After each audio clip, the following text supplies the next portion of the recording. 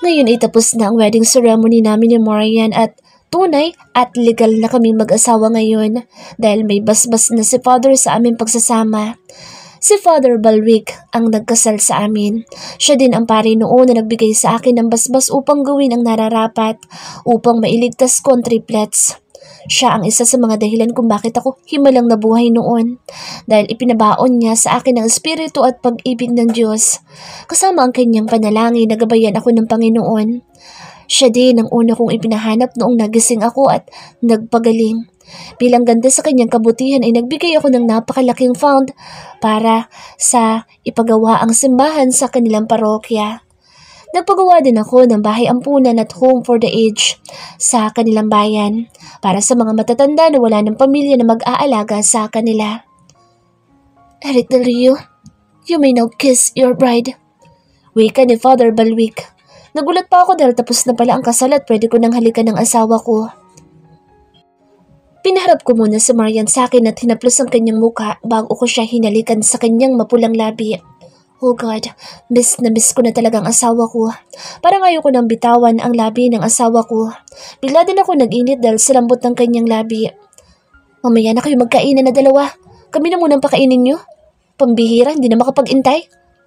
Malakas na wika ni Samuel kaya binitawan ko na rin ang labi ng aking asawa. Nagtawa na naman ang mga nanonood sa amin dahil sa bayaw kong maangas. Tara na sa reception. Pabulong na wika ako kay Marian. Parang ayaw na din niyang tanggalin ang mukha niya sa dibdib ko dahil sa pagkapahiya niya. Hayaan mo na ang kuya mo. Hindi ka pa ba nasanay sa bibig niya? Sabi ko kay Marian para hindi na siya mailang. Kailan ka pa bumalik ng Pilipinas? Tanong sa akin ni Marian. Last month, honey. May mga inayos pa kasi ako kaya ngayon lang ako nagpakita sa'yo. Sorry, honey. Huwag kang magalit sa akin. Alam ng Diyos kung gaano ko kagusto na makita at makasama kayo ng mga anak natin. Kailangan manatili kasi ako sa dark skies para sa 2 linggo na ceremony. Hindi na muling nagsalita si Marian dahil lumapit na sa amin ang aming mga anak. Agad din na nagpabuhat sa akin sa Edison. Hawak naman ni Marian sina Erickson at Emerson. Pati si Heidi ay humawak din sa braso ko. Family picture muna para may remembrance. Sa unang araw na nabuo kayo. Wika ni Henry. Binati rin kami ng lahat ng mga kaanak at kaibigan namin. Lahat din sila ay masaya para sa amin ni Marian. Matapos ang reception ay umalis naman kami kaagad na 2 ni Marian para pumunta sa aming honeymoon. Sa Paris kami patungo dahil gusto kong ipakita sa kanya ang ganda ng Europe. Hindi pa niya nakikita ang bahay namin doon dahil ipinagbawal ko noon na isama siya ni nanay kapag umuwi sila sa bahay. Natakot kasi ako noon. Baka bigla ko siyang pasukan sa kwarto niya kapag hindi ako nakapagpigil. Ilang oras din kami sa eroplano bago kami nakarating. Hinayaan ko lang na matulog si Marian para hindi siya mapagod sa biyahe. Dahil ako ang papagod sa kanya pagdating namin sa mansyon. Sinundo din kami ng aming chauffeur gamit ang aming limousine. Summer na sa Paris kaya hindi namin kailangan ng makakapal na jacket. Hindi rin maninibago si Marian dahil hindi siya sanay sa malamig na lugar. Habang nasa sasakyan kami, nakatingin lang si Marian sa labas ng bintana. Napapangiti pa siya habang pinagmamasdan ng mga nadadaanan namin mga building. Alam kong madami na din siyang napuntahan na bansa pero sa parting Asia lang ang narating niya. Kaya plano kong ipasyal ang aking asawa sa lahat ng bansa na hindi pa niya napupuntahan. Palihim ko din siyang kinukuhanan ng picture at video, saka ko ipinapadala sa mga anak namin. Binilhan ko na din sila ng tigi-isang iPad, kaya makikita nila agad ang mga pictures namin ng mommy nila. Ang ganda! Namamanghang wika ni Marian dahil natatanaw na mula dito sa sasakyan namin ang Eiffel Tower na isang historical landmark ng Paris, France. Papasyalan natin yan sa mga susunod na araw, Hon. Lilibutin natin ang buong France at Europe. Pangako ko sa aking asawa. Talaga, Hon? Pupuntahan natin ang Eiffel Tower? Hindi makapaniwalang tanong sa akin ni Marian. Yes, honey. Pupuntahan natin lahat ng lugar na gusto mong puntahan. Sagot ko. Agad naman akong niyakap ni Marian at hinalikan sa aking pisngi. Pero hindi ako kontento sa pisngi lang, kaya mabilis kong hinuli ang kanyang labi. Thank you, Han, sa pagdadala sa akin dito. Alam mo bang ang tagal ko nang gustong marating ang lugar na ito? Wika niya sabay pilig ng kanyang ulo sa akin dibdib. Gusto ko marinig na tinatawag mo akong Han, honey. Parang lalo ko in love sa'yo kapag tinatawag mo kong Han. Pabulong na wika ko sa aking asawa. Kinagat ko rin ang kanyang dulo ng tenga. Aray ko naman, masakit yun ah. Reklamo sa akin ni Marian. Tumawa lang ako dahil mabilis din niya akong kinurot sa akin tagiliran. Parang lalo ko nagiinit sa kanya dahil sa ginawa niyang pagkurot sa akin. Mas masakit yun, Han. Umanda ka sa akin mamaya dahil hindi kita palalakarin ng 1 linggo. Banda ko sa kanya. Mas lalo naman siyang nainis sa akin dahil sa aking sinabi. Parang hindi tuloy ako makapaghintay na makarating kami sa bahay dahil ngayon pa lang ay nabubuhay na ang Junjun ko. Ang tagal din kayang naghintay ng body ko. Kaya babawi talaga ako ngayon. Pagdating ni na Eric at Marian sa mansyon nila sa Paris ay naghihintay naman ang mga kasambahay nila sa main door upang salubungin sila. Puno din ng mga bulaklak ang loob ng mansyon. Pati ang hagdan paitaas ay nilagyan din nila ng bulaklak. May hawak pa ang mga kasambahay na banner at may mga nakasulat dito na congratulations. Nagpasalamat naman sina Eric at Marian sa kanila. Formal din ay pinakilala ni Eric ang kanyang asawa. Tuwang-tuwa naman ang mga ito dahil nakita na rin nila sa personal ang babae sa painting ni Eric. Sa dining, tumuloy ang bagong mag-asawa upang makakain muna sila ng dinner. Candlelight dinner ang nakahanda para sa kanila. Napakaganda rin ng table setting. Nasa pinakagitna ng round table ang 3 European-style candle stand na siyang nagbigay ng magandang view. May palamuti din itong mga bulaklak sa ibaba nito. Nasa isang gilid naman ang ice bucket at meron nakalagay na mamahaling wine sa loob. Magkaharap din ang kanilang upuan na 2 at nasa harapan nila ang pagkain na nakatakip pa ng silver food cover. Kinuha din ni Eric ang isang bouquet at ibinigay sa asawa. Agad naman na tinanggap ito ni Marian at nagpasalamat. Inamoy din niya ang mga bulaklak at napangiti. Inilalayan pa siya ni Eric na umupo sa upuan bago naman siya umupo sa silya sa harapan ni Marian. Agad din na lumapit ang 2 waiter at sabay pa nilang tinanggal ang food cover. Sila din ang naglagay ng table napkin sa lap nila at nagbow muna sila bago muling tumayo sa tabi. Nakangiting pinagmasdan ni Marian ang kanyang plato. Steak ang nakaserve para sa kanilang dinner na mag-asawa. Meron pang kasama na vegetable salad toast with strawberry syrup and balsamic vinegar with French toast sa ibabaw. May white cheese din sa pinakagitna ang salad kaya napakasarap nitong kainin. Binuksan din ng waiter ang wine at isinalin sa kanilang wine glass. Nagpasalamat din silang 2 bago hinawakan ang kani-kanilang baso. Habang kumakain sila ay mayroon ding violinist sa tabi nila at tumutugtog ng napaka-romantic na musika. Tahimik lang na kumain sina Eric at Marian habang pinapakinggan ang magandang musika. Nang matapos silang kumain ay saka pa lang sila umakyat sa itaas upang magpahinga sa kanilang kwarto. May mga petals din na nakakalat sa sahig paakyat sa hagdan hanggang sa loob ng kanilang kwarto. Nakapatay din ang mga ilaw at tanging mga pulang kandila lang na nasa baso nagbibigay liwanag sa paligid. Pati ang loob ng kwarto ay puno din ng petals at may mga flower bouquet din sa bawat sulok. Pati ang kama ay sinabuyan din ng mga pulang petals at may nakalagay na isang red rose sa ibabaw ng isang unan. Hindi makapagsalita si Marian dahil sa sayang nararamdaman niya. Bawat sulok ng bahay at ang kwarto nila ay pinagmasdan niya dahil kakaiba talaga ang inihanda nila para sa kanilang honeymoon. Nagustuhan mo ba? Malumanay na tanong ni Eric sa kanya. Niyakap din siya ng asawa mula sa kanyang likod at ipinatong pa ang baba nito sa kanyang balikat. Ang ganda. Sino nakaisip na lahat ng ito? Namamanghang tanong ni Marian. It's Heidi. Siya ang may ideya ng lahat ng ito. Mahilig ang panganay natin sa pag-decorate at sa murang edad niya ay inaaral na niya ang lahat ng ito.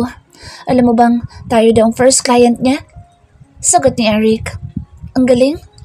Paano isang bata ng katulad niya ay may ganito kagandang creation? May future ang panganay natin. Wika ni Mariana, may pagmamalaki sa kanyang tinig. Pumihit din siya paharap kay Eric at ipinulupot ang kanyang 2 kamay sa leeg ng asawa. Meron pang isang nakahanda para sa atin, Hon. Halika sa banyo. Sa banyo naman tayo. Saad ni Eric at hinawakan din niya ang kamay ni Marian at dinala niya ito sa loob ng banyo.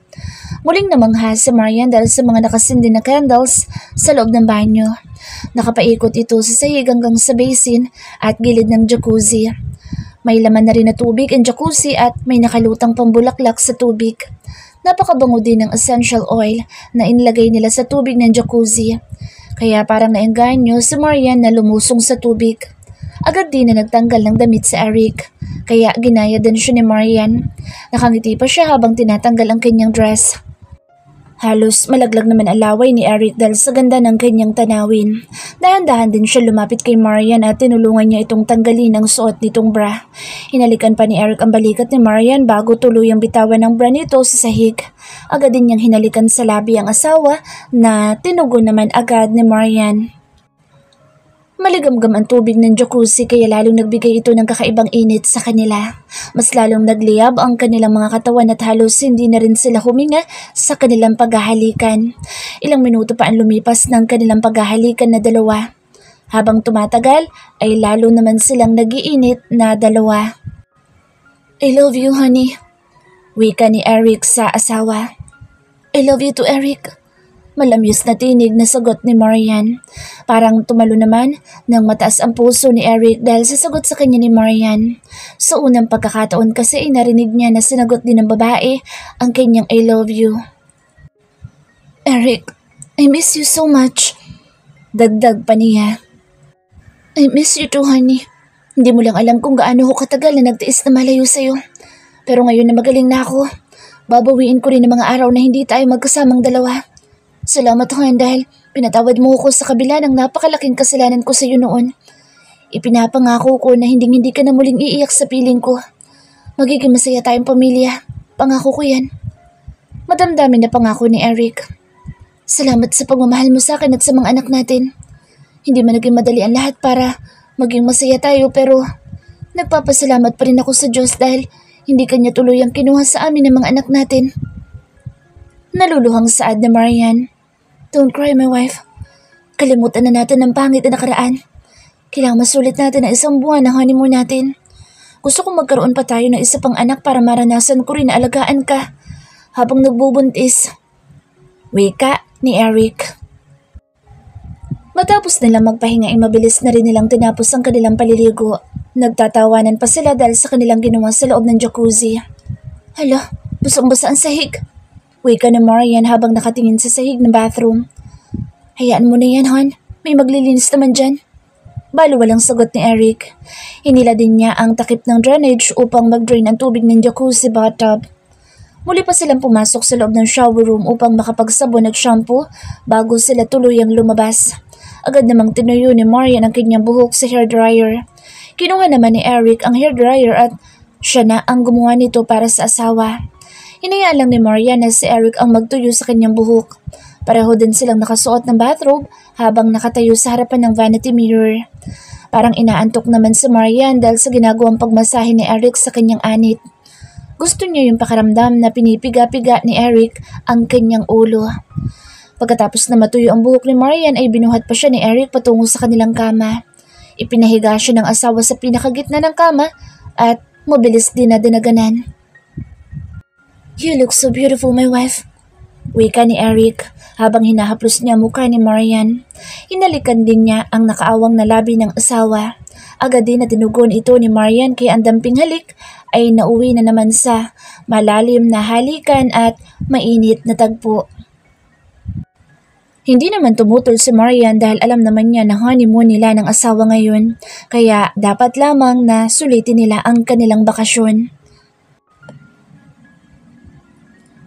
Tanghali na nagising sina Eric at Marian. Mainit na rin ang sikat ng araw na tumatama sa kanilang balat ngunit pareho pa rin silang inaantok dahil sa pagod at puyat nila sa buong magdamag. Good morning, hon. Pagbati ni Eric sa asawa. Hinalikan din niya ito sa pisngi at hinawi pa ang buhok nito na tumatakip sa kanyang muka. Morning. Sagot din ni Marian. Nakapikit pa rin siya dahil gusto pa niyang matulog. Masakit din ang buo niyang katawan dahil sa mga ginawa nilang mag-asawa kagabi. Masakit din ang kanyang gitna. Gutom ka na ba?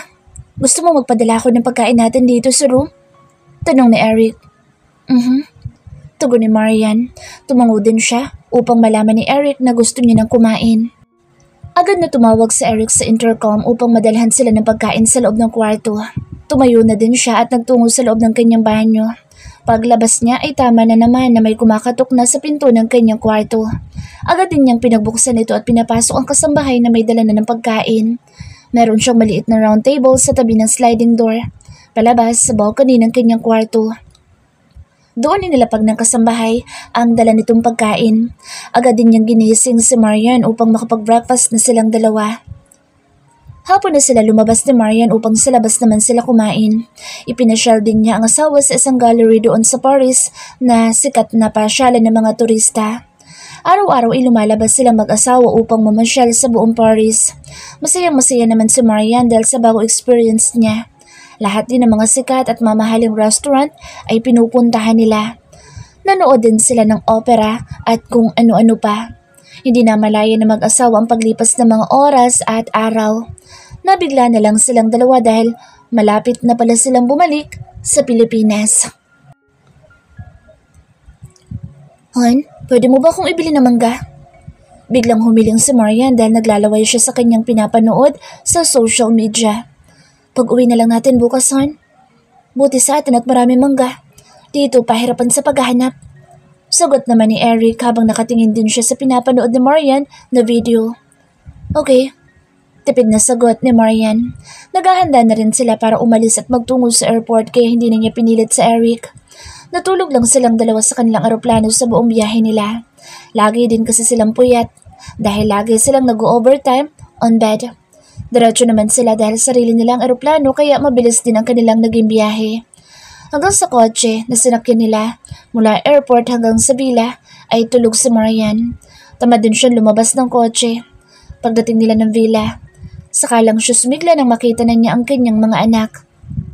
Nag-uunahan pa ang mga ito sa pagsalubong sa kanila ni Eric. "Mommy!" Malakas na sigaw ni Edison sabay yakap sa kanyang mommy. "I miss you, Mommy!" Wika din ni Erickson sabay yakap sa kanya. Bigla namang bumitaw sa Edison at sinalubong din ng ama. "Daddy!"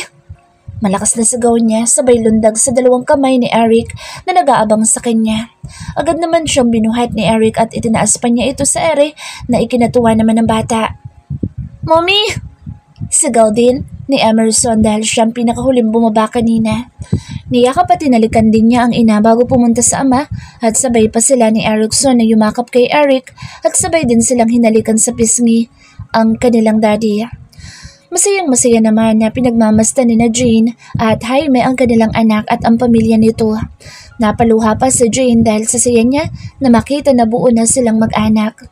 Si Heidi naman ay ibala sa pagkuha ng video. Nakangiti lang siya habang pinagmamasdan ng mga magulang at kapatid na nagyayakapan. "Ate, come over here. Group hug tayo." Pagtawag sa kanya ni Emerson, kaya inilapag muna niya ang kanyang video camera sa ibabaw ng table at mabilis na lumapit sa magulang at mga kapatid. Masayang-masaya silang lahat na muling magkasama-sama.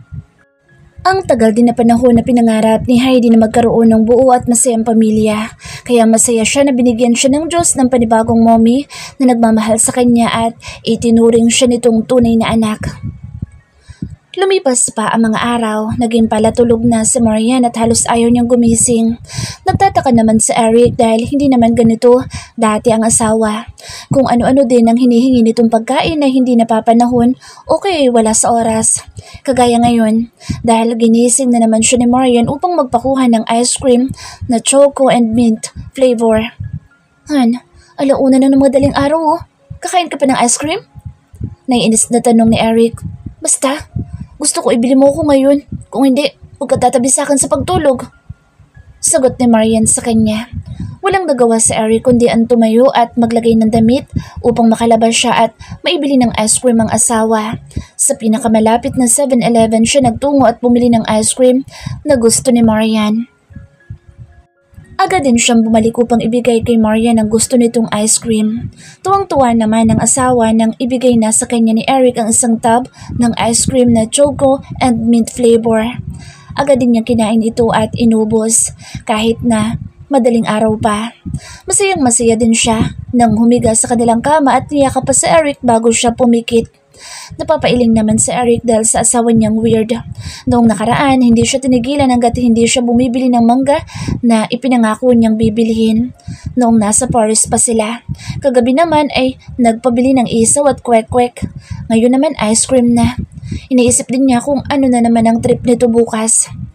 Kinabukasan ay nakita naman niya si Maria na kumakain ng maliliit na sampalok. Ipinakuha ng kanyang asawa ang bunga ng sampalok sa loob ng kanilang bakuran nang matingala niya itong may bunga. Han, ano yung kinakain mo? Ew, it stink! Tanong niya habang tinatakpan ng kanyang ilong. Nilagyan kasi ni Maria ng bagoong at sili ang pinitpit niyang sampalok. Sarap na sarap din siya sa pagkain at hindi man lang ito pumikit. Kahit alam naman niyang maasim ang sampalok na kinakain niya. May nakabantay pang coke na iniinom nito habang kumakain ng sampalok. Sampalok na may bagoong, Han. Halika, tikman mo. Ang sarap. Sagot ni Marian, sabay lapit sa asawa at pinuno ng sampalok ang kanyang kutsara. Han, ayoko sa bagoong. Tugon ni Eric, sabay takip sa kanyang bibig. Ang arte mo, Mr. Del Rio. Bahala ka. Hindi ako maliligo mamaya para hindi ka makatabi sa akin. Inis na wika ni Marian sa asawa. Ano naman? Wala namang ganyanan. Alam mong hindi ako makakatulog pag hindi kita kayakap. Sagot ni Eric habang nakatakip pa rin ang kanyang kamay sa kanyang ilong at bibig. Tikman mo muna ito sampalok ko. Pagpupumilit ni Marian sa asawa. Okay, fine. Pero yung walang bagoong na lang pwede. Saan niya? Kinuha din niya isang sampalok na nasa plato at kinain. Ang asim? Sambit niya habang nanginginig sa asim ng sampalok. Bigla namang tumawa ang mga tauhan niya na nasa likuran niya. Natatawa sila dahil hindi makareklamo ang kanilang boss sa asawa nito. Anong tinatawa-tawa niyo dyan? Halika kayo dito at kainin ang mga sampalok sa plato. Utos ni Eric sa kanyang mga tauhan. Sorry na boss, natawa lang naman kami kasi hindi mo kinayang asim eh. Paliwanag ni Lito. Kain, o baka gusto niyong makulong sa Bartolina? Panakot ni Eric sa mga tauhan. Kakain na boss? Ikaw talaga boss, hindi mabiro. Sagot ni Lito. Mabilis din siyang lumapit sa lamesa at kumuha ng sampalok. Ganoon din ang mga kasama nito. Asim?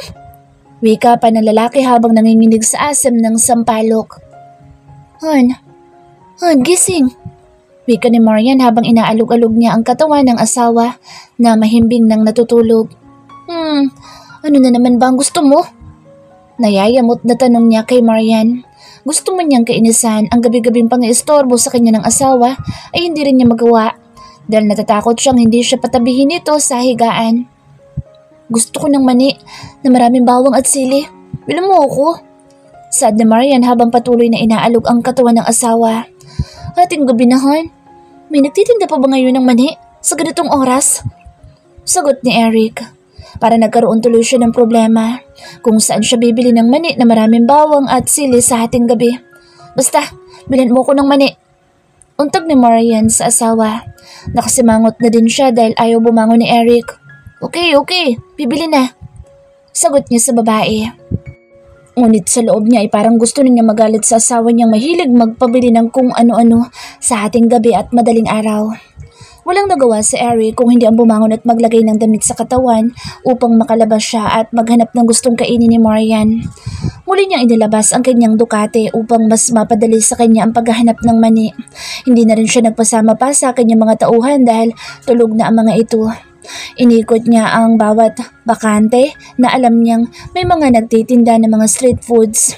Meron pa naman siyang nakitang mga nagtitinda kaya lumapit siya sa isang nagtitinda ng mga mani at fishball. Ate, pabili ng mani na maraming bawang at sili. Wika niya sa babae nagtitinda. Ilang sukat po ang kukunin niyo, sir? Tanong ng babae. Lahat na po yan, bibilin ko. Pakisamahan na rin ng maraming sili. Sagot ni Eric. Talaga, sir? Bibilhin mo lahat ito? Tanong ng babae. Bakas din sa mukha niya ang galak dahil mapapaubos na niya ang kanyang paninda. Oo ate, pakibilisan lang. Baka naiinip ng asawa ko. Siya kasi nagpapabili niyan. Sagot ni Eric. Inilabas din niya ang kanyang wallet at kumuha ng pera. Matapos niyang mabayaran ang binili niyang mani ay mabilis na naman niyang pinatakbo ang kanyang Ducati upang makauwi na siya kaagad. Tuwang-tuwa naman si Marian dahil nabili ng asawa niya ang gusto niyang kainin. Sarap na sarap siyang kumain ng mani at halos maubos din niya ito. Han, baka magkaalbian ka na dyan sa dami ng mani na kinain mo. Nag-aalalang saad ni Eric. Ang sarap kasi, sagot ni Marian habang inunguya ang mani. Napailing na lang sa Eric dahil sa asawa. Hindi talaga niya maintindihan ang biglang pagbabago nito. Ang dami-daming gustong kainin na hindi naman ito nakikitang kinakain ng asawa noon. Tapos ka na? Halika na, sa kama at ikaw naman ang kakainin ko. Wika ni Eric at binuhat din niya si Marian at dinala sa kama. Sandali, magsasiyar muna ako. Sabi naman ni Marian kaya hinayaan na lang niya ito na tapusin muna ang routine nito. Agad din siya nagubad dahil hindi talaga siya sanay matulog na may damit. Mas mapapasarap ang tulog niya kapag wala siyang anumang damit sa katawan. Pagbalik ni Marian sa higaan ay mabilis niyang dinaganan ng asawa at mariing hinalikan sa labi. May sigarilyo ka? Maligo ka muna. Inis na itunulak ni Marian ang asawa dahil sa amoy ng sigarilyo nito. Bumili din kasi siya kanina ng isang stick sa nagtitinda ng mani at doon niya sinindihan habang hinihintay niyang order niyang mani. Fine. Sagot ni Eric at mabilis na pumasok sa banyo at naligo. 2 beses din siya nag-toothbrush at nag-mouthwash din siya. Ngunit pagbalik niya sa higaan nila ay tulog na si Marian. Kahit tulog ng asawa ay itinuloy pa rin niya ang kanyang balak. Nagising si Marian kinaumagahan dahil sa pangangasim ng sikmura. Parang ginagalugad ang kanyang tiyan. Bigla din siyang bumangon upang magtungo sa loob ng banyo. Hindi na rin niya alintana ang kanyang katawan na walang saplot kahit isa. Basta makarating lang siya sa banyo at doon isuka ang ikinasasama ng kanyang tiyan. Nagising naman si Eric sa biglang pagbangon ng asawa. Magkayakap kasi silang dalawa kanina kaya naramdaman niya ang pagbangon ni Marian. Agad din niyang sinundan ng asawa sa loob ng banyo upang alalayan ito sa pagsusuka nito. Han, masakit ba ang tiyan mo? Baka sa kinain mong mani yan. Hindi kaya panis na yung mani na nabili ko? Late na rin kasi ako bumili kagabi. Nag-aalalang tanong ni Eric. Parang gusto rin niyang balikan ang nagtitinda ng mani dahil yun ang sanhin ng pagsusuka ng asawa. Baka kaya yung sampalok at bagoong na kinain mo? Tanong pa niya.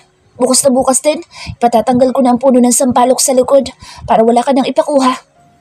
Galit na rin niyang wika. Tubig. Wika ni Marian dahil mapait na ang lumalabas sa kanyang bibig. Kailangan niyang uminom ng tubig upang mawala ang pait sa kanyang bibig. Sandali lang at ikukuha kita. Sagot ni Eric at nagmadaling binuksan ang kanyang maliit na ref sa kwarto at kumuha siya ng tubig. Nakaginhawa naman si Marian dahil sa ininom niyang malamig na tubig. Binuhat din siya ni Eric at muling pinahiga sa kanilang kama at kinumutan. Pinunasan din niya ang pawis ng asawa. Muli na namang nakatulog si Marian dahil maganda na ang pakiramdam niya. Matapos niya magsuka at makainom ng malamig na tubig. Hindi na nakatulog si Eric dahil sa pag-aalala kay Marian. Bumangon na lang siya at nagtungo sa kanyang library upang tapusin ang kanyang mga trabaho. Napakarami pa niyang mga hindi napirmahang papeles kahapon kaya plano niyang tapusin pirmahan ngayong araw ang mga ito. Mahimbing ang tulog ni Marian kaya inayos na lang niya ang comforter nito. Dinampian pa niya ng halik sa labi ang asawa bago siya lumabas ng kanilang kwarto. Tanghali na nagising si Marian. Naligo muna siya bago siya lumabas ng kwarto. Agad din siya nagtungo sa kusina upang magpaluto ng naiisip niyang pagkain. Aling Marin, meron po ba tayong tuyo na isda at daing na pusit? Tanong ni Marian sa mayordoma ng villa. Wala tayong mga daing dito, ma'am. Bawal yung lutuin dito dahil ayaw niyang monster ang amoy ng mga daing. Sagot ni Aling Maring.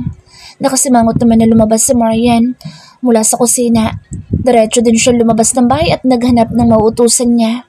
Nakita niya si Larry na nagpupunas ng kotse kaya itong inutusan niyang bumili ng daing na gusto niyang kainin. Kuya Larry, pakabilhan ako ng daing na pusit at tuyo na isda. Bilhan mo na rin ako ng malaking bangus at maraming kamyas. Utos niya sa driver. Okay, ma'am.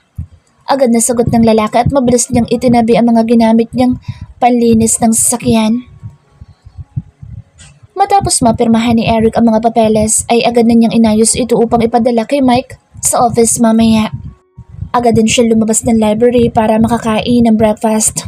Ngunit biglang napatakip ng ilong sa Eric pagkalabas niya ng kanyang library. What is that pod smell? Tanong niya sa kanyang sarili. Malalaki din ang hakbang niyang nagtungo sa kusina upang tingnan kung anong niluluto ng kanyang mga kasambahay. Nangangamoy mabaho na kasi ang buong kabahayan dahil sa amoy na iyon. Ano ba yung mabaho? Pasigaw na tanong niya pagbungad pa lang niya sa kusina. Napalingon naman si Marian sa taong sumigaw sa kanya.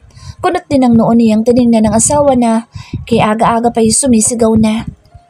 Walang mabaho dito. Kung ayaw mo ng amoy ng niluluto ko, huwag ka pumasok dito. Malakas din na tugon ni Marian. Inirapan din niya ang lalaki at pinagpatuloy ang pagluluto.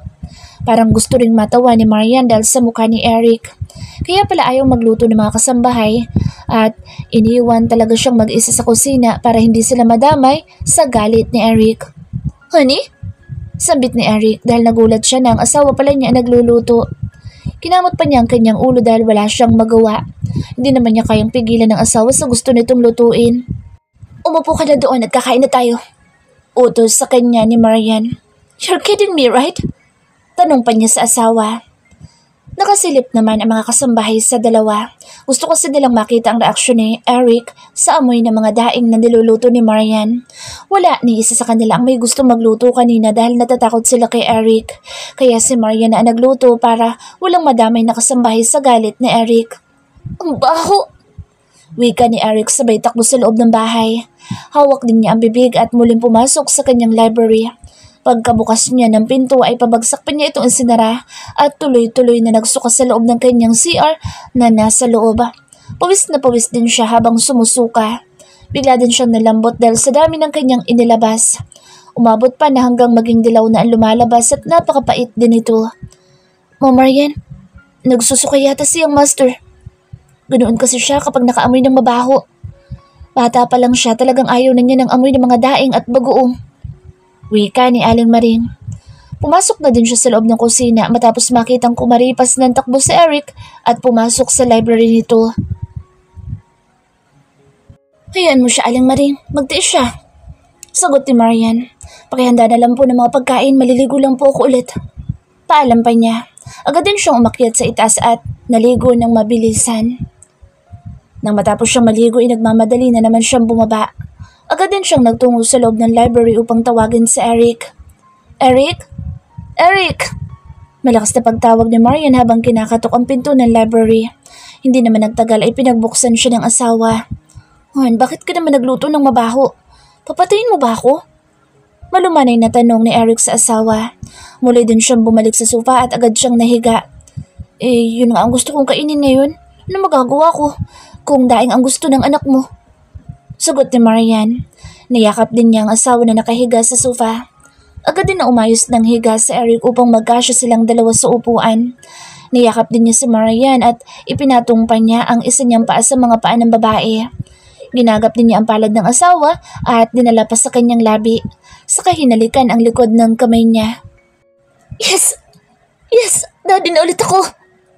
Muli na naman niyang sigaw at bigla pa siyang tumayo at binuhat si Marian. Sa kanya iniikot-ikot habang sumisigaw. Thank you so much, honey. Thank you. Maluhaluhang pasasalamat niya kay Marian. Hinalikan din niya sa labi ang asawa bago muling pinahiga sa sofa. Lumuhod din siya sa sahig at hinalikan ang tiyan ni Marian. Hindi pa siya nakontento. Itinaas pa niya ang dress na suot ni Marian at muling hinalikan ito sa ibaba ng kanyang pusod. Idinikit pa niya ang kanyang tenga sa tiyan ni Marian at pinakikinggan ang pintig ng puso ng baby nila sa loob. Naluha naman si Marian habang pinagmamasdan ng asawa sa ginagawa nito. Noon pang ipinagbubuntis niya ang triplets niya, pinapangarap na niya na gawin ito sa kanya ni Eric. Ngunit hindi nangyari dahil magkalayo sila noon at itinatago din siya ng kanyang kuya Samuel ng mga panahon na iyon. Sobrang mapanganib daw kasi na magkalapit sila ng mga panahon na iyon. Han, nagugutom na ako. Wika ni Marian. Hindi na kasi gumalaw si Eric na nakadikit ang tenga sa kanyang tiyan. Agad naman na tumayo si Eric at binuhat pa si Marian. Muli pa niyang hinalikan ng asawa sa labi nito. Ibaba mo nga ako, para kang ewan. Wika ni Marian sabay kurot sa ilong ng lalaki. Buhatin na kita hanggang sa dining para hindi ka mapagod. Baka pati ang baby natin mapagod din. Sagot niya na nakangiti. Okay lang naman na maglakad, wag lang ang tumakbo ng mabilis. Sagot ni Marian. Buhatin na kita. Pagkatapos natin kumain, pupunta tayo sa ospital para ma-check ka ng doktor. Sabi niya kaya wala nang nagawa si Marian kundi ang kumapit na lang sa leeg ng asawa. Yaya Maring! Malakas na sigaw ni Eric pagkarating nilang mag-asawa sa dining table. Pinaupo na din siya ni Marian sa upuan nito. Nagtakbuhan naman ang mga kasambahay papasok sa dining room upang puntahan si Eric. Kinakabahan din ang mga ito dahil sa lakas ng sigaw ng kanilang amo. "Young master," wika ni Aling Maring na paika-ika sa paglalakad dahil sa takot na baka galit na naman ang kanyang alaga. "Yaya!" Muli pang sigaw ni Eric saka biglang niyakap ang matanda. "Ano ba nangyayari sa'yo? Bakit ka ba sigaw na sigaw?" Naiinis na rin na tanong ng matanda dahil para na siyang aatakin sa puso sa lakas ng mga pagsigaw ni Eric. "Yaya, magiging daddy na ulit ako!" Sagot ni Eric sa kanya binuhat ang matanda at inikot ng ilang beses. "Jesus Mariosep, ibaba mo nga ako! Papatayin mo ba ako sa nervyos?" Galit na wika ni Aling Maring. Agad din siyang ibinaba ni Eric at pinaupo ito sa isang upuan. Tumawa naman ang ibang kasambahay dahil sa sinabi ni Aling Maring. Pinalo din niya sa braso si Eric habang tawa ito ng tawa. Masayang nag-agahan ang dalawa dahil masaya sila sa magandang balita ngayong araw. Inutusan din ni Eric ang mga tauhan niya na mamili ng seafood at mga karne na iihawin nila mamayang gabi. Agad din na nagsikilos ang mga ito dahil masaya din sila na magkakaroon ulit ng anak ang kanilang boss. Nag-grocery din sina Lydia at Maricel para sa mga kakailanganin nilang rekado. Napaiyak naman si Aling Maring dahil muli niyang naalala si Natasha. Ganito kasi kagalante si Natasha noon tuwing masaya siya. Kahit ang pag-uwi nga lang noon ni Natasha galing ibang bansa ay nagkakaroon ng party sa villa.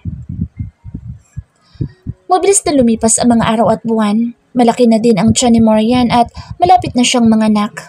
Ang lahat ay natutuwa para sa pagdating ng bagong miyembro ng pamilya Del Rio. Ang triplets naman ay may mga plano na rin na gagawin sa pag-aalaga sa kanilang parating na kapatid. Si Heidi naman ay laging tumatawag at halos araw-araw nakausap niya ang kanyang mommy Marian. Pati sina Jane at Jaime ay ilang beses nang nagpabalik-balik upang dalawin lang si Marian at makita ang kalagayan nito. Si Eric naman ay sa library na siya, nag-oopisina upang mabantayan ang asawa. Nagising ako ng madaling araw dahil sa paghilab ng tiyan ko. Sa makalawa pa ang due date ko ngunit heto't manganganak na yata ako.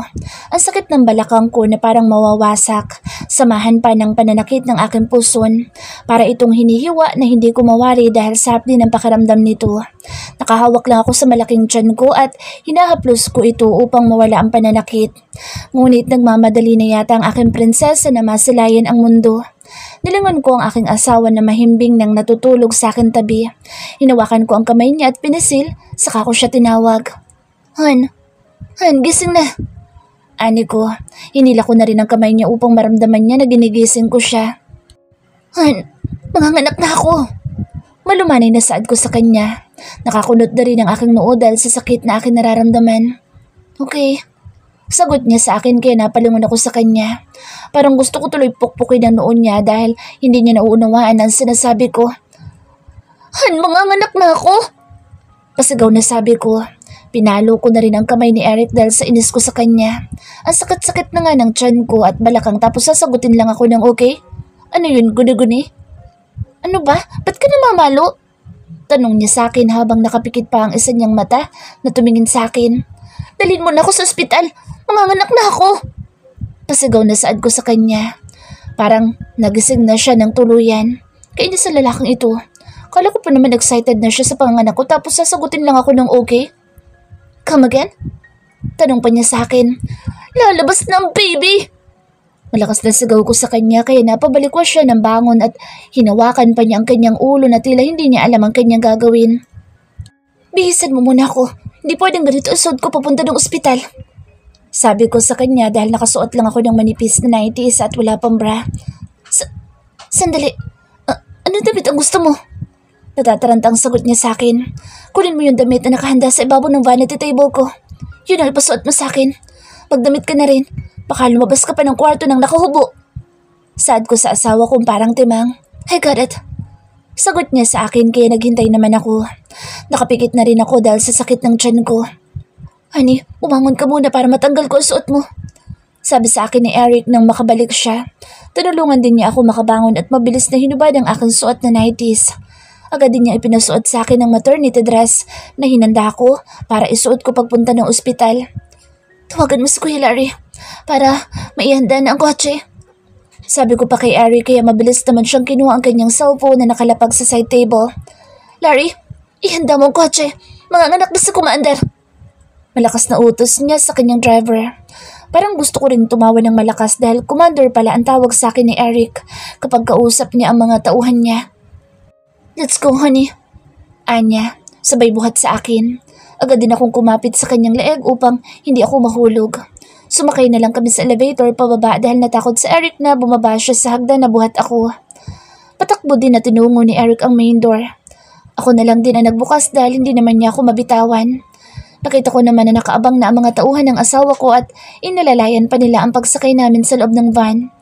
Pinaupo ako ni Eric sa upuan at nilagyan pa ako ng seatbelt. Bigla ako na namang naalala ang gamit ng baby na nasa loob ng nursery room. Kaya sinabi ko kay Eric na balikan niya ito. Han, yun pala mga gamit ni baby sa nursery room. Kunin mo muna para may maisuot siya paglabas niya. Ani ko. Nakapikit lang ang mga mata ko habang nakangiwi naman ang bibig ko dahil sa sakit ng tiyan ko. Okay honey, wait here for me. Sagot niya at mabilis na naman na lumabas ng van at patakbong pumasok sa bahay. Parang hindi na aabot sa ospital ang pakiramdam ko dahil sa sakit ng aking tiyan. Ngayon ko lang naranasan na mag-labor ng ganito dahil noong ipinanganak kong triplets ay hindi na pinaabot ng doktor ko sa Malaysia na mag-labor ako. Inoperahan nila ako nang hindi nag-labor dahil lampas na ang due date ko noon at wala pa akong nararamdaman na pananakit ng tiyan. Ngayon naman ang aga ko mag-labor, kaya naman halos maligo na ako sa pawis dahil sa hirap. Nasaan na bang amo nyo? Bakit ang tagal? Sago ko sa mga tauhan ni Eric. Pababa na madam. Pasigaw naman na sagot ni Lito. Siya ang nasa may pintuan upang abangan ng amo nilang lutang. Honey, I'm coming! Narinig kong sigaw ni Eric. Boss, bakit ganyan ang suot mo? Narinig kong tanong ni Lito sa amo niyang talo pa ang babae kung mataranta. Bakit anong mali sa suot ko? Galit na tanong ni Eric sa kanyang tauhan. Boss, ang brief mo nasa labas? Narinig kong sagot ni Lito. Huh? Kahit masakit ang tiyan ko at balakang, ay sumilip na rin ako sa labas upang makita ko ang sinabi ni Lito. Naku naman Diyos ko, patawarin mo ako dahil totoo ngang nasa labas ang suot ng brief ng asawa ko. Pumasok ka na dito sa loob at dito mo na ayusin. Sigaw ko kay Eric dahil gusto na naman niyang maghubad sa labas. Diyos ko, ano bang nangyayari sa Earth? Agad din siyang pumasok dito sa loob at isinara ang harang sa harapan. Isinara na din ng driver ang auto door ng sakyan at nagsimula na umandar ang van. Ano bang pinagkagagawa mo? Inis na tanong ko sa aking asawa na lutang. Mukhang nananaginip pa yata siya o baka naiiwanan niya sa kama namin ang kaluluwa niya. Agad din niyang inayos ang suot niya at umupo sa tabi ko. Hinawakan din niya ang tiyan ko at tinaplos pa niya ito. Parang nakaginhawa naman ang pakiramdam ko dahil sa ginagawa niyang paghaplos. Panay din ang pagtigas ng baby sa loob kaya nagpapatigas na lang ako para hindi ko gaanong maramdaman ng sakit. Mabilis naman kaming nakarating sa ospital. Muling binuksan ng driver ang pinto ng van at mabilis naman na bumaba si Eric. Tumakbo siya palabas at tinawag ang mga nurse. Agad naman nila akong binuhat at inilabas sa loob ng van. Si Eric din mismo ang may hawak sa akin at inalalayan niya ako sa aking pagbaba. Hahakbang sana ako nang bigla na namang humilab ang tiyan ko kaya napairi ako ng malakas. Bigla din pumutok ang aking panubigan at sumaboy ito sa sahig. What? Sambit ni Eric habang nakatingin sa paanan namin na basang-basa ng tubig. Hanggang sa bigla na lang siyang nawalan ng malay tao. Agad din siyang hinawakan ng isang nurse na lalaki at babae naman ang humawak sa akin. Naglabasan ulit ang mga nurse na may dalang isa pang stretcher upang doon nila isakay ang asawa kong nawalan na ng malay tao. Ipinahiga din nila ako sa stretcher at itinulak papasok sa loob. Agad naman na sumalubong sa akin si Dr. Beltran, ang OB-GYN ng Don Alberts Medical Center. Agad nila akong dinala sa loob ng operating room upang isagawa ang pag-CS sa akin. Kung alam ko lang sana na mapapaaga ang panganganak ko, dapat ay ipinaschedule ko na rin ng maaga ang operasyon ko. Nang magising ako, ay nasa loob na ako ng VIP room namin. Kilalang kilala ko na rin ang VIP room na ito dahil pang ilang beses ko na itong dito ma-confine. Honey, naririnig mo ba ako? Narinig kong tanong sa akin ni Eric. Hinahaplos din niya ang ulo ko, tinahalikan pa ang noo ko. Nakangiti din siyang nakatunghay sa akin at agad din niya akong dinampian ng halik sa labi. Nasaan na baby natin? Agad kong tanong sa aking asawa. Heto na ang princess niyo. Congratulations, Marian. Wika sa akin ni Ate Mirasol. Ipinahiga din niya sa tabi ko ang anak ko. Napangiti ako habang pinagmamasta ng mukha ng aking anak. Napakaputi niya at may dimple pa sa magkabilang pisngi niya. Kaya lalong nakakatuwa siyang tingnan. Hinawakan ko rin ang maliit niyang kamay at agad din niyang kinapitan ang daliri ko kaya napaluha ako sa tuwa. Ang triplets natin, kumusta sila? Tanong ko kay Eric. Hindi ko kasi nakita ang tatlong makukulit na prinsipe ko. Sumama sila kay Reggie para sunduin sila nanay at daddy sa airport. Bukas naman daw, darating ang mama at papa mo dahil wala silang nakuha na flight for today. Fully booked na daw, lahat ang mga airlines. Wika sa akin ni Eric. Tumango na lang ako sa kanya. Pinunasan din niya ang aking mga mata dahil sa luhang naglandas sa aking mga mata. Thank you, honey. Dahil binigyan mo na naman ako ng isa pang anak. Natupad din ang pangarap ko makita kitang ipinagbubuntis ang ating anak at maalagaan ka hanggang sa makapanganak ka. Saad sa akin ni Eric. Sorry din kasi hindi kita nasamahan sa loob ng operating room kasi alam mo na. Dagdag pa niya. Napatawa naman ako sa huling sinabi niya dahil kitang-kita ko talaga ang pagkahimatay ni Eric. Napakatapang niyang tao pero hihimatay naman pala kapag manganganak na ako. Dumating nga si nanay, Jane at Daddy Jaime. Tuwang-tuwa din sila sa aking anak na si Baby Eunice Del Rio. Si Heidi ang nagbigay ng pangalan para sa kapatid niya. Dumating din ang aming panganay upang makita ang kanyang baby sister. Masayang-masaya kami habang nagtitipon-tipon dito sa loob ng VIP room. Parang bahay lang kasi ito kaya walang problema na nandito ang lahat. Pag-aari rin ni Eric ang buong ospital kaya walang pwedeng magbawal sa amin na marami kami sa isang kwarto. Ang triplets ko naman ay palitan sa pagkanta para patulugin daw ang baby sister nila. Hon, thank you. Saad ko kay Eric. Matagal ko nang gusto magpasalamat sa kanya. Ngayon ang pinakamagandang pagkakataon na pasalamatan ko siya. Thank you for what? Nagtataka naman na tanong niya sa akin. Thank you for everything. Thank you dahil minahal mo ako. Ako yung pinili ng puso mong mahalin at pakasalan. Sa dinami-dami ng babaeng mas magaganda at may kaya sa buhay, ako na pangkaraniwan lang ang nagustuhan mo. Kung hindi nga sa tulong ng pamilya mo, baka hindi ako nakapagtapos noon. Hindi ko na naituloy ang iba ko pang sasabihin dahil tinakpan na ni Eric ang aking bibig. Ako ang dapat na mag-thank you sa'yo dahil minahal mo rin ako. Kahit na napakarami kong ginawang mali sa'yo noon. Kinuha ko ang lahat sa iyo pero ako din ang unang nanakit sa'yo. Ilang beses kong sinaktan ang kalooban mo. Halos kamatay mo na rin noong kinuha ko ang triplet sa'yo pero napatawad mo pa rin ako. At hanggang ngayon ay nandito ka sa tabi ko at kasama ko. Kasama ka namin ng mga anak natin, araw-araw. Ikaw ang nagbigay sa akin ng pag-asa at binigyan mo ng kulay ang malungkot kong mundo. Mahal na mahal kita. Marian Del Rio. Ikaw lang nag-iisang babae na nandito sa puso ko habang nabubuhay ako. Kayo lang na ating mga anak na nasa loob nito. Mahabang pangungusap ni Eric. Niyakap ko siya na mahigpit at ganoon din siya sa akin. Mahal na mahal talaga ako ng asawa ko at pinagpapasalamat ko iyon sa may kapal. Ang tanging hiling ko na lamang sa ngayon ay bigyan pa niya kami ng lakas at mahabang buhay upang makapiling pa namin ng matagal ang aming mga anak. Pakita namin silang makatapos sa pag-aaral at magkaroon ng kani-kanilang sariling pamilya. Hanggang dito na lang ang kwento ng aming buhay. Sana ay nakapulot kayo ng aral sa buhay sa aming kwento.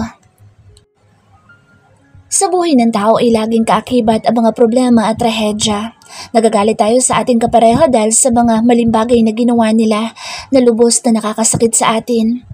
Lagi sana nating isipin ang kahalagahan ng bawat isa.